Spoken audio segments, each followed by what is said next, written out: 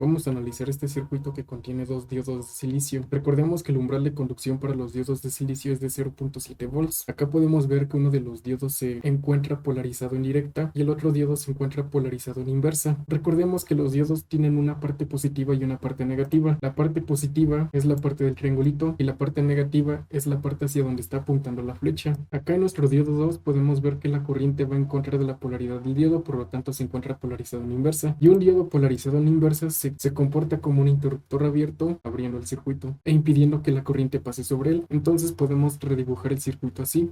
Sustituimos el diodo que se encuentra polarizado inversamente por un contacto abierto. Aquí la corriente no está pasando por ningún lado, no hay corriente fluyendo por el circuito, por lo que podemos decir que la corriente IR, que es la corriente en la resistencia, y la corriente ID, que es la corriente en el diodo, ambas son de 0 miliamperes porque no hay ninguna corriente pasando por el circuito. Después podemos proceder a aplicar la ley de voltaje de Kirchhoff para determinar el voltaje VD2, el voltaje en el diodo 2. Este voltaje lo podemos interpretar como si estuviéramos poniendo un multímetro en las extremidades del diodo, por ejemplo uno aquí y el otro acá. El voltaje que obtengamos acá va a ser VD2, el voltaje en el diodo 2. Entonces procedemos aplicando las leyes de Kirchhoff. Entonces, menos 20 volts es el voltaje de nuestra fuente. Recordemos que la fuente la podemos interpretar de esta forma y el sentido de la corriente sería este. El signo que llevaría este voltaje sería este negativo. El signo que llevaría nuestro umbral de voltaje de este diodo sería positivo, porque está la parte positiva del diodo, acá está la parte negativa del diodo. El voltaje que llevaría este diodo también sería la positiva. Y pues el voltaje en esta resistencia es igual a cero, porque ¿qué es el voltaje? Es la resistencia por la intensidad,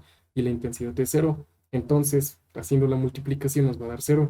Entonces eso lo podemos omitir, ya para qué poner el voltaje aquí si va a ser igual a cero. Entonces continuamos. El voltaje de menos 20 ohms más 0.7 volts, que es el umbral de conducción del diodo de silicio, más el voltaje en el diodo número 2 es igual a cero. Acá podemos despejar el VD2, el voltaje del diodo de silicio 2, es igual a 20 volts menos 0.7 volts.